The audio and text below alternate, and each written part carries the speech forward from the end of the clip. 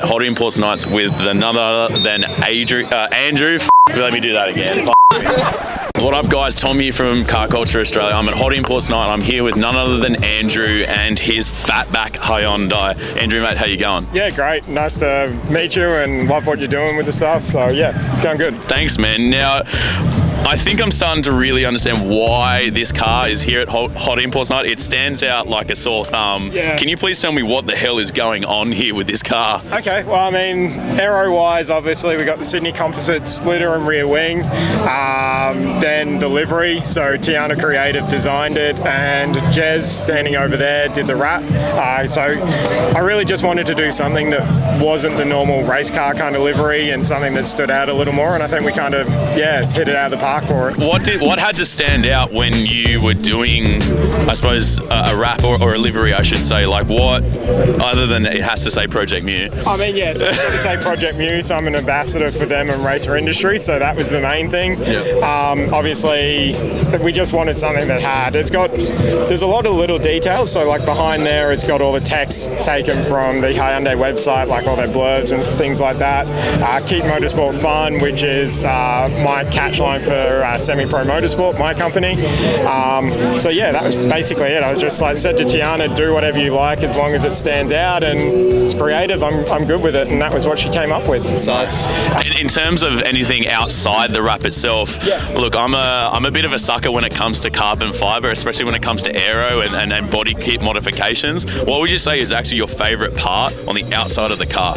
Look, front splitter, obviously. Front splitter looks mega. The 295, so like factory, they are 245 wide.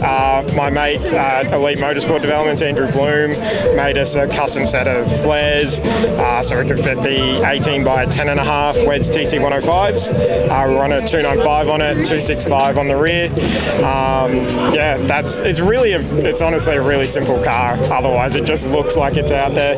It looks menacing, man. It looks menacing, but it's honestly, like, underneath, it's got a TCR engine in it, but like it's all stock doors, stock bonnet, just with vent cut into it. So yeah, like it's still very much a stock i30N, which just looks wild. Well, I think the i30N is a really more up and coming car than ever before, and I have seen these things rip around the track. So, and I suppose it makes a whole lot of sense when you got Project Mu brake pads in there. It also makes further sense. Yeah, exactly. So it's got Project Mu brake pads and Shockworks coilovers.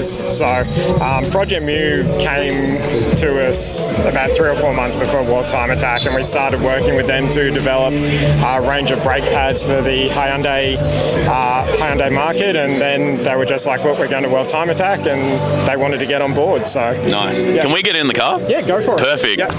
There's a lot of jungle work around to get back. Nice and squeezy in here. I was going to say, like you say, it's relatively stock, but from an interior perspective, man, I wouldn't say this is very stock. Well, I mean, we've still got like factory door cards. They're cut out a little bit, but there's still everything under the dash. So all the heater element, all the aircon, everything is still under there. It's just obviously got the seats removed and a roll cage added in its place. But yeah, it's still like all the factory controls work, factory dash works, radio, everything's still in there. So in your experience would be the best way to put this. We're all about car culture, and I'd like to know, what does car culture mean to you today, and how much do you think it's changed, and what would you want back from the old days compared to now? Look, I grew up sort of early, mid-2000s up in Queensland, Broadwater Car Park and Smith Street and all that kind of stuff. And it was a real community back then. Like we'd go out and do things that we probably shouldn't do, and you'd all hang out. There was always drama, but it was confined, and we didn't have Facebook or anything like that. So part of me wishes we could kind of go back to those days, but now with social media, like, you get to see so much cool content from around the world, and you can connect with another Hyundai fan over in America or in Europe, and you couldn't do that back in those days. So like, there's good and bad of everything, but I like where car culture is now. Yeah, I would have to agree with you, man. And I've got a little hot question for you here, just because I've got you on film. But we do a podcast called Dude, Where's My Car? And mate, I would love to have the pleasure to actually get you on board and do that podcast and actually talk about the car community and car culture and even things like tonight and actually know what it's all about and know your story a little bit better. Yeah, would love to. This scene isn't kind of my usual thing. It's the kind of stance, hard parking kind of scene, but I love some of the builds, like the attention to detail and stuff here is amazing. But yeah, I'd love to join the podcast. Perfect, man. I love everything you do. So all these parts of this, the Project View, the racer industry, like it's all me. I fanboy over this stuff. So even talking to you right now is awesome to me. It's so weird for me because I'm like a nobody. I got really fortunate where I have a great bunch of people that worked at. So Cool Drive bought Racer Industries, and Racer Industries are the Australian importer for Project Mu.